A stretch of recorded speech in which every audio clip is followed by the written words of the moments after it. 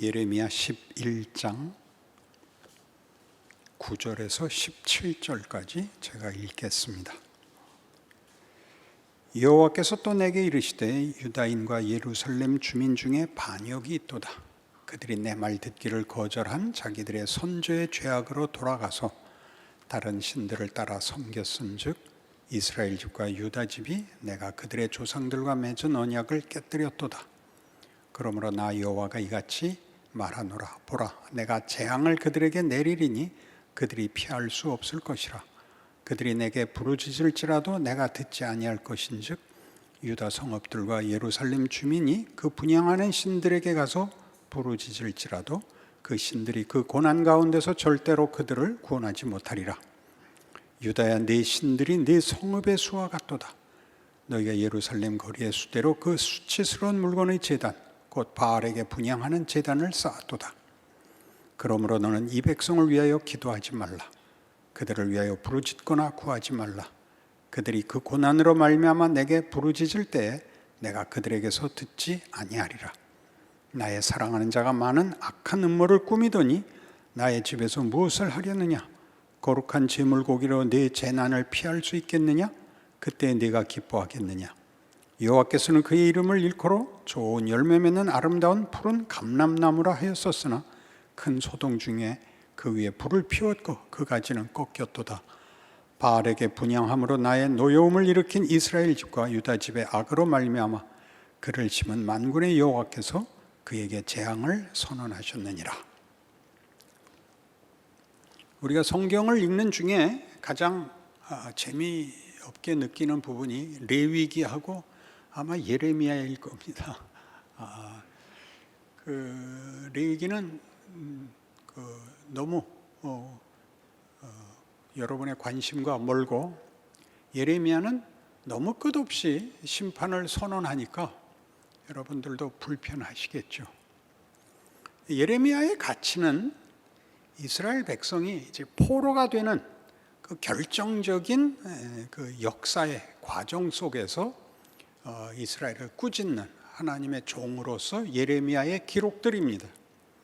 근데 예레미야가 우리에게 별로 유쾌하지 않은 이유가 그의 사역이 성공하지 못했다는 걸 알기 때문입니다. 선지자를 세운 것은 하나님께서 그의 백성을 회복시키기 위하여, 회개를 촉구하기 위하여 세운 종인데 예레미야는 실패했죠. 역사적으로 이스라엘은 결국 하나님 앞에 와서 회개하지도 구원을 또는 용서를 얻지도 못하고 망했으니까요. 철저하게 파괴됩니다. 이스라엘을 이스라엘 되게 했던 세 가지 기둥들이 다 무너지죠. 왕, 성전, 약속들이 다 무너지고 이방 나라에 모두가 포로가 되어 이스라엘이라는 나라 자체가, 남북 왕조 전체가 이렇게 속국이 되고 괴멸되고 이스라엘 백성은 바벨론에서 70년간 종살이를 하는 중에 자기네 나라 말까지 다 잊게 됩니다. 이 예레미야의 그 고된 사역에 우리가 볼 수 있는 것은 그가 자기의 사역을 충분히 이해하고 이스라엘의 회개를 촉구하는 사명을 눈물로 호소하고 몸부림치고 어느 선지자보다도 열심히 자기의 사명을 다했다는 것을 우리가 알고 있습니다. 그러나 그는 실패한 것이지요. 하나님께서 이스라엘의 회개를 촉구하셨고 이스라엘은 회개하지 않았습니다. 그러자 하나님은 그들을 바벨론에 넘기셨습니다. 하나님과 이스라엘 갈등 사이에서 예레미야의 사역은 어떤 가치가 있는가? 이렇게 우리가 물어봐야 됩니다. 그는 실패한 선지자입니다. 그러면 그냥 잊혀져야 되는 거 아닌가요? 선지자로서 그의 사명, 그의 사역이 효과가 없었다면, 결과를 만들지 못했다면 무엇 때문에 성경이 이토록 많은 분량의 예레미야는 대선지자로 그 자리를, 증언을 차지하고 있을까요? 이것이 예레미야서를 읽는 현대 모든 독자들이 관심을 가져야 할 부분인 것입니다. 이스라엘의 실패는 예레미야의 호소와 하나님의 그 애끓는 심정에도 불구하고 실패된 결과를 만들므로써 우리 모두를 실망시키고 또 우리로 하여금 이 역사를 우리는 돌아보기도 싫고 간단한 결론을 우리 마음에 깊이 간직하는 반면 교사가 되었을진정 그 가치가 성경이 요구하는 깊이까지 못 들어오는 그런 현실이기도 합니다. 이스라엘은 왜 그랬어? 회개하면 됐잖아 라는 우리의 반응에 대하여 이 역사의 놀라움은 요시야의 종교 개혁에도 불구하고 하나님이 타협하지 않으셨다는 사실에 있습니다. 요시야는 철저히 종교 개혁을 시행하고 모든 우상을 없애고 모든 산당을 헐고 율법을 다시 낭독하고 모든 절기를 지키고 하는 놀라운 종교 개혁을 일으켰으나 하나님이 이렇게 말하자면 쉽게 회개하고 용서하고 라는 우리가 좋아하는 등식으로 끝내지 않으시고 당신의 이름이 모욕을 당하는 역사를 감수하십니다. 그러니까 그런 우리가 알고 있는, 쉽게 이해하고 있는 회개로 끝나지 않는다라고 얘기하는 것은 하나님의 분노가 크다는 얘기가 아니라 하나님이 우리에게 요구하시는 결과와 과정이 우리의 생각보다 다르다, 크다, 깊다, 놀랍다, 이렇게 깨우치라고 예레미야서가 있는 것입니다. 우리는 예수를 믿으면 쉽게 가곤 합니다. 여러분들이 구원받았을 때 부흥시대마다 일어나는 이 놀라운 기적들 때문에 그럴 것입니다. 어느 날 뜻밖의 곳에서 뜻밖의 회심과 뜻밖의 기적을 만나곤 합니다. 하나님의 자녀들이 하루에도 몇만 명씩 생기는 놀라운 일들이 지난 30년간 한국교회에 있었습니다. 놀라운 일들이었죠. 동일한 신앙 고백과 찬송과 기도와 그리고 서로 하나된 마음으로 반가워했습니다. 제가 가끔 가는 기도원도 그 옛날에는 가면 기도원에 온 사람들끼리는 신분과 이름에 상관없이 반가워했습니다. 그리고 자신의 감동을 다 털어놨습니다. 자기의 죄를 낱낱이 고백하고 그 감동을 함께 나누며 눈물을 짓곤 했습니다. 지금은 서로 절대 눈을 마주치지 않습니다. 코로나 때문이 아니라 그 이전에 이미 그 현상이 나타났습니다. 모두 스스로를 감추고 사람 만나는 것을 기피하고 자기를 알아보는 것을 원치 않습니다. 왜 그럴까요? 그 우리가 누렸던 그 감동이 우리의 인생을 다 해결해 주지 않았고 우리가 기대했던 하나님의 응답으로서 우리에게 결과되지 않았기 때문입니다. 이게 현실입니다.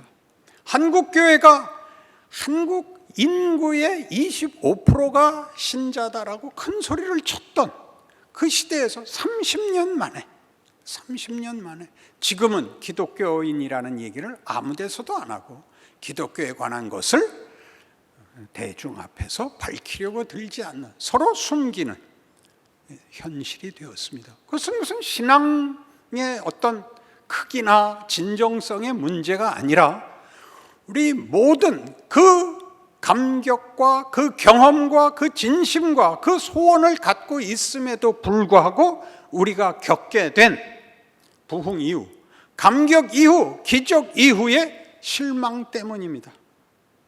그런데 성경은 그것을 긍정적으로 이해하라고 성경의 이스라엘 역사에 못 박아 놓고 있습니다. 요시야의 회개, 개혁으로 타협하지 않고 그것으로는 내가 원하는 결과에 못 미친다. 그런 것 갖고는 한 번 울고 통곡하고 죄를 나열하고 용서를 구하는 그런 식으로는 못 넘어간다. 이것은 겪어야 된다. 절망을, 비극을, 참담한 현실을 넘어서야 된다라고 하나님은 이스라엘 역사에다가 묶어 놓으셨습니다.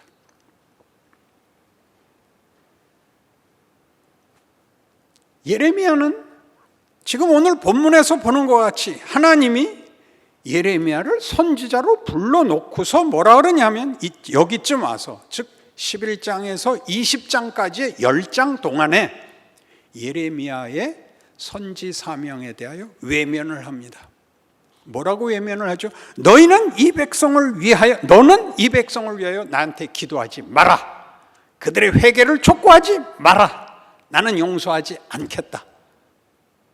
선지자를 세웠다는 것은 처음에도 얘기한 것 같이 하나님이 이스라엘에 대하여, 그의 백성에 대하여 기대와 약속을 포기하지 않으셨다는 중요한 증거였는데, 그에게 내린 명령은 이 백성을 위하여 기도하지 말라는, 그를 불러 하나님의 종으로 삼은 우리가 알고 있는 명분과 책임과 반하는 뜻밖의 명령으로 이어집니다.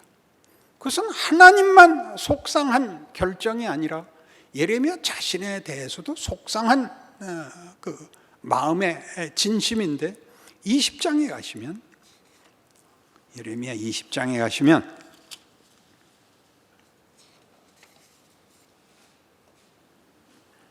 7절, 여호와여 주께서 나를 권유하심으로 내가 그 권유를 받아싸우며 주께서 나보다 강하사 이기셨으므로 내가 조롱거리가 되니 사람마다 종일토록 나를 조롱하나이다. 내가 말할 때마다 외치며 파멸과 멸망을 선포함으로 여호와의 말씀으로 말미암아 내가 종일토록 치욕과 모욕거리가 됨이니이다. 놀랍지 않습니까?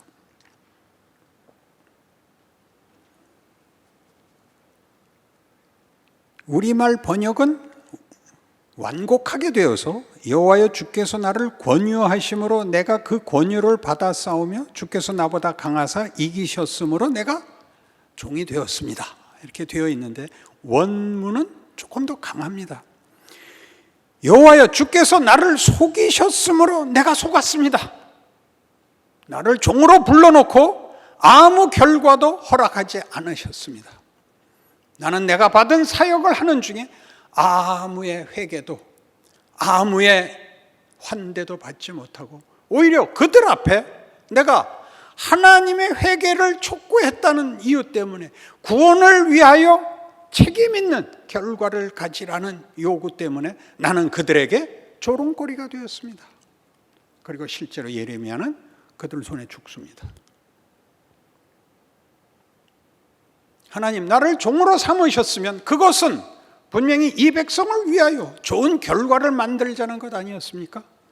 그러나 나는 이 백성들에게 버림받았고 하나님은 나에게 말씀은 주셔놓고 아무 열매도 얻지 못하게 하셨습니다.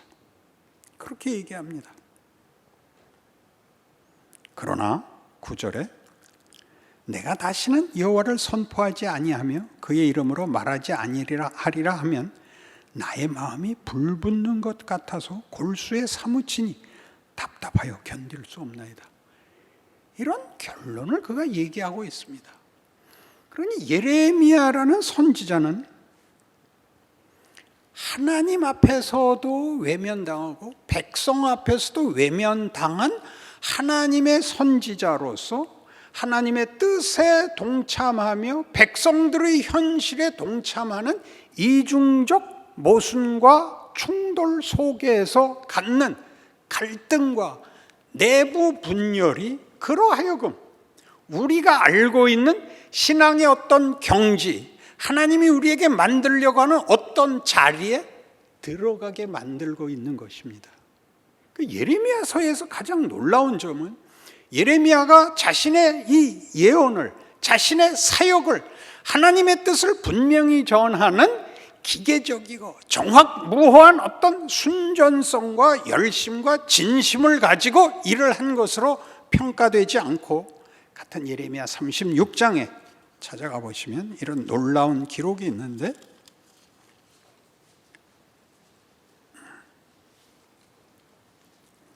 36장 1절입니다. 유다의 요시야 왕의 아들 여호야김 제4년에 여호와께로부터 예레미야에게 말씀이 임하니라. 이르시되 너는 두루마리 책을 가져다가 내가 네게 말하던 날 곧 요시야의 날부터 오늘까지 이스라엘과 유다와 모든 나라에 대하여 내가 네게 일러준 모든 말을 거기에 기록하라.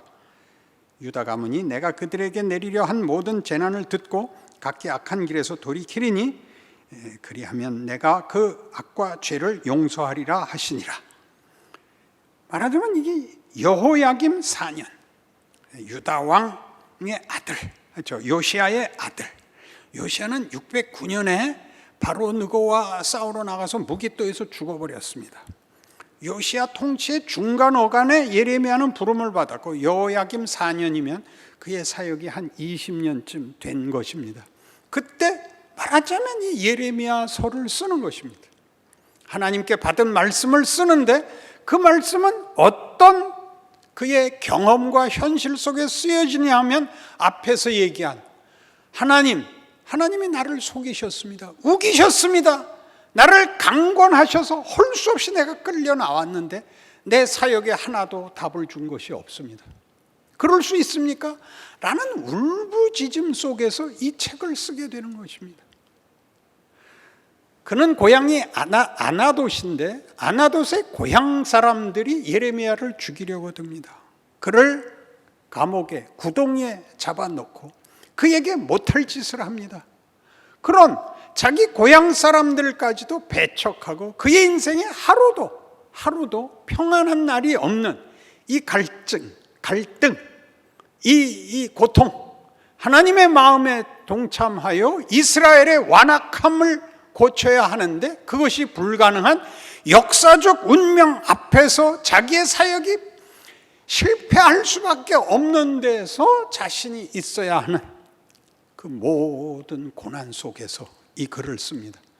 그러니 이 글은 그가 가진 정당함, 그의 정직성, 그의 충성심들을 반영하고 있는 것이 아니라 하나님의 일하심에 이해할 수 없는 부분, 이럴 것이면 무엇 때문에 나를 세웠습니까? 뭘 회개하지 않을 백성을 위하여 그렇게 애를 쓰십니까? 그냥 확 죽여버리십시오 라는 마음, 반발. 그리고 이 백성의 한 사람으로서 자기 백성을 위하여 목숨까지 내어놓을 수 있는 그 어떤 정체성의 한 책임으로서 하나님 앞에 회개해야 되고 돌아와야 되고 구원의 길이 이것밖에 없다는 걸 아는 한 백성으로서 자기의 백성들의 완악함과 배반에 대하여 분노하고 슬퍼하는 마음을 타협시킬 수 없는 그 자리에서 예레미야는 죽어나는 것입니다. 뭘 하죠? 예레미야, 그럼 무슨 선지자라 그럽니까? 눈물의 선지자라 그럽니다. 그게 우리 예전에 제가 어려서 크던 시절에는 우는 게 무슨 굉장히 그 진정성과 열심의 어떤 정점을 얘기하는 걸로 알았어요. 우는 것이 최선인 걸로. 우는 건 최선이 아니라 죽을 수도 없는 자리에서의 원망과 분노입니다. 해결이 없는 자리에 선 자가 할 수 있는 유일한 행동이 눈물입니다. 우는 겁니다. 성경이 왜 우는 얘기를 하죠? 우리의 기대와 한계를 넘어나는 하나님의 일하심을 담아내고 있는 것입니다. 그러니 지금 우리가 가지는 최고의 소원이 뭐냐 하면 걱정하지 않아도 되는 인생을 주시옵소서가 되고 말았잖아요. 부흥시대를 왜 사모하는 거예요? 그땐 좋았거든요. 그때 또 경제 성장하고도 맞물려 있어서 어떻게 헌금도 많이 했는지, 왜 그 많은 교회들이 사고가 나고 있는지 아세요? 재정 사고가 목사님이 횡령을 한 게 아니라 계획하지 않았던 헌금이 들어와서요. 미처 재정 뭐라 그래요? 제대로 기입하고 어떻게 정산할 틈이 없었어요. 너무 많이 들어와서. 이름을 대면 알만한 교회 목사님은 이렇게 얘기했어요. 우리들이 가서 큰 교회고 재정 지원이 넉넉한 교회라서 이것 좀 도와주세요, 저것 좀 도와주세요 그랬더니 이렇게 말했어요. 3억 이하의 건은 갖고 들어오지 마 그랬어요. 그땐 그랬다고요. 그때 우리들의 신앙은 뭉게구름이 피어나듯이, 솜사탕이 불어나듯이, 강물이 불어나듯이 마음껏 커졌어요. 그러나 내적 실력, 하나님이 우리에게 만들고 싶어 했던 것들은 그때는 만들 틈이 없었어요. 너무 헌금이 많이 들어와서 다 일일이 기록할 수 없었던 것 같이. 그때 이렇게 많이 들어온 돈 어디다 썼을까? 나 몰라. 나 저기에다가 선교 학교 세우고 저 어느 나라에다 교회 세웠잖아, 학교 세웠잖아. 그렇게 다 계산을 못 해냈다고요. 그랬던 시절이 있어요. 그러나 지금은 다르죠. 지금은 이스라엘이 멸망하는 역사예요. 요시아의 종교 개혁으로 만족하지 않으셨다니까요. 그렇게 우리가 아는 방법에 최선을 다한 정도보다 높은 어떤 것을 위하여 하나님은 이스라엘에게 절망을 명하시고 멸망을 명하시고 그리고 실제로 죽으라고 하는 거예요. 하나님 앞에 제대로 예배도 드릴 수 없고 이방 신들 앞에 억지로 불려나가고 모욕을 당하는 경지까지 하나님이 끌어내셨다고요. 예레미야 선지자의 사명이에요. 현실이에요. 그는 그렇게 기대하지 않았어요. 그러나 현실이 그렇게 됐죠. 예레미야 1장에 그의 소명에 관한 얘기가 나오는데 시작이 매우 의미심장합니다. 예레미야는 어떻게 부르심을 받았을까요? 예레미야 1장 1절입니다. 베냐민 땅 아나돗의 제사장들 중 힐기야의 아들 예레미야의 말이라. 아론의 아들 유다왕 요시아가 아몬의 아들 유다왕 요시아가 다스린 지 13년에 여호와의 말씀이 예레미야에게 임하였고 요시아의 아들 유다왕 여호야김 시대부터 요시아의 아들 유다왕 시드기야의 11년 말까지 곧 5월에 예루살렘이 사로잡혀 가기까지 임하니라. 여호와의 말씀이 내게 임하니라. 이르시되 내가 너를 모태에 짓기 전에 너를 알았고 네가 배에서 나오기 전에 너를 성별하였고 너를 여러 나라의 선지자로 세우노라 하시기로 내가 이르되 슬프도소이다 주 여호와여 보소서 나는 아이라 말할 줄 알지 못하나이다 하니 여호와께서 내게 이르시되 너는 아이라 말하지 말고 내가 너를 누구에게 보내든지 너는 가며 내가 네게 무엇을 명령하든지 너는 말할지니라. 너는 그들 때문에 두려워하지 말라. 내가 너와 함께하여 너를 구원하리라. 나 여호와의 말이니라 하시고 여호와께서 그의 손을 내밀어 내 입에 대시며 여호와께서 내게 이르시되 보라 내가 내 말을 내 입에 두었노라. 보라 내가 오늘 너를 여러 나라와 여러 왕국에 세워 네가 그것들을 뽑고 파괴하며 파멸하고 넘어뜨리며 건설하고 심게 하였느니라 하시니라. 예레미야라는 그 이름은 그 영어 표현에 아주 적당한 단어가 있어요. 캐스팅이라는 뜻이에요. 캐스팅. 부셔버리고 박살내고 그리고 들어올리고 서로 반대의 뜻이 거기에 들어있습니다. 우리는 중요한 드라마의 역할의 배우를 뽑는 것도 캐스팅이라고 합니다. 그렇죠?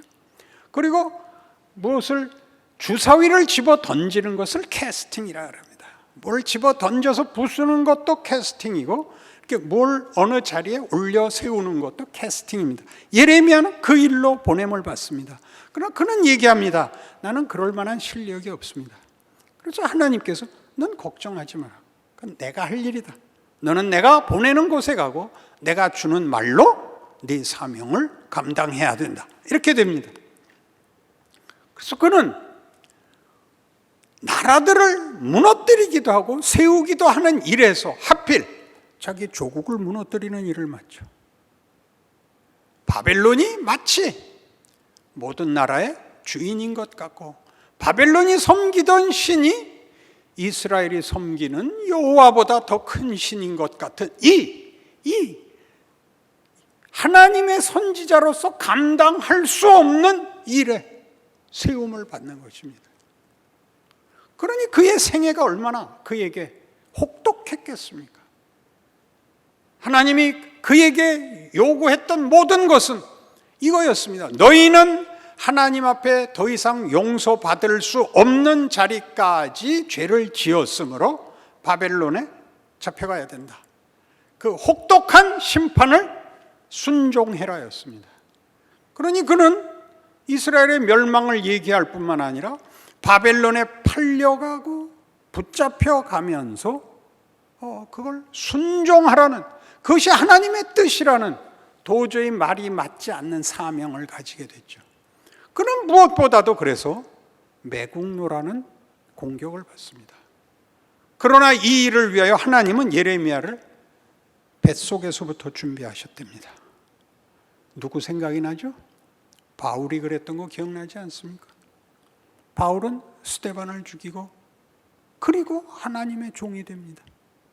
스데반을 죽인 게 어떻게 하나님의 종이 될 수 있으며 복음의 사도가 될 수 있습니까? 왜 하나님은 이런 식으로 얘기할까요? 왜 이렇게 일하실까요? 우리가 아는 것을 쌓아 갖고는 하나님께까지 가지 못하기 때문에 우리가 쌓는 것을 깨부숩니다. 그리고 그 부순 자리에 하나님은 부활을, 기적을, 경의를, 하나님의 약속의 권능을 우리에게 보이십니다. 믿음이 요구되는 내용이죠. 그러니 예레미야의 이 모든 소명과 그에게 일어난 일을 갖고 우리가 얘기를 하자면 신자된 인생이, 예레미야의 인생이 가장 적합하게 공감이 돼야 맞습니다. 기도했더니 모든 것이 다 되고 신실하게 살았더니 보상받고 이런 식으로 부름을 받는 게 아니라 이 일, 바울이 스데반을 죽이고야 사도가 된 것까지, 그리고 그의 사도 사역이 언제나 고난과 반대 속에서 고통을 겪어야 했었던 것 같이 예레미야의 인생은 밖으로 보이는 것보다 더 크게 그의 심중에서, 그의 믿음에서, 그의 인간된 정체성에서 혼란과 분열 속을 걸어야 했던 것입니다. 왜 그러냐고요? 하나님은 창조와 부활의 하나님이시기 때문입니다.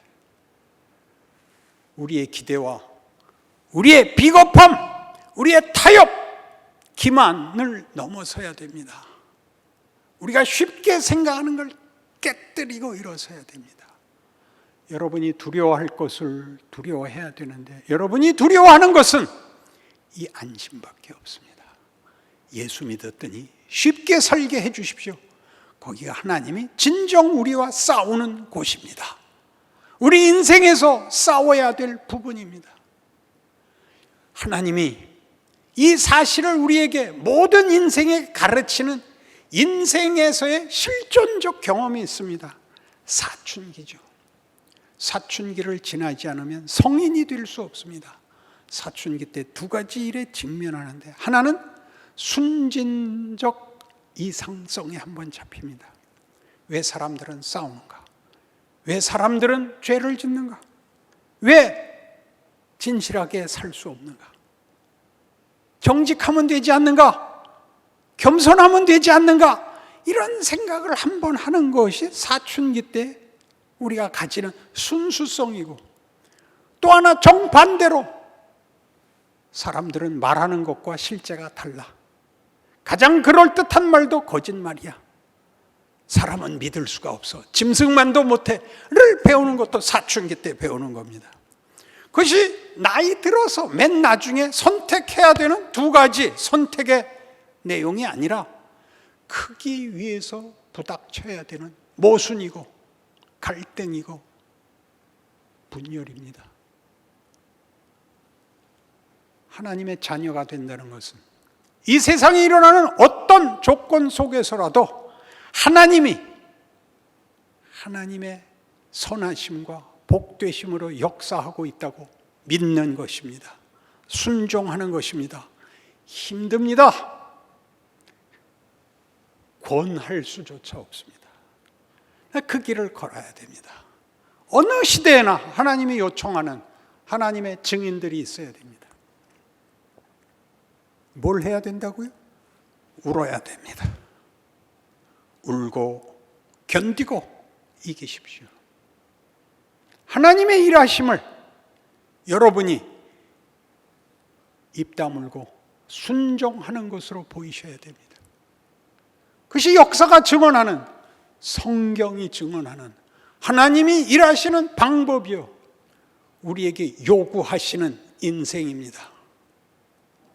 그래갖고 누가 예수를 믿어? 그렇게 얘기할 수 있습니다. 그러니까 당신은 믿지 마시고 점쟁이한테 가라는 겁니다. 예수라는 이름으로 점쟁이로 기독교 신앙을 훼손하지 마십시오. 하나님의 영광과 신실하심과 그의 기적에 참여하는 놀라운 성경의 권면을 받아들이십시오. 그러면 여러분을, 이 세상은 그 무엇으로도 여러분을 막을 수도 좌절시킬 수도 여러분을 울게 할 수도 없습니다. 살아계신 하나님이 오늘 이 역사를 다스리시고 그의 백성들에게 증언의 기회를 요구하시고 그 영광과 권능을 역사 속에 우리로 하여금 증거케 하신다는 것을 기억하는 여러분들의 신앙과 인생 되시기를 바랍니다. 기도하십시다. 하나님 아버지,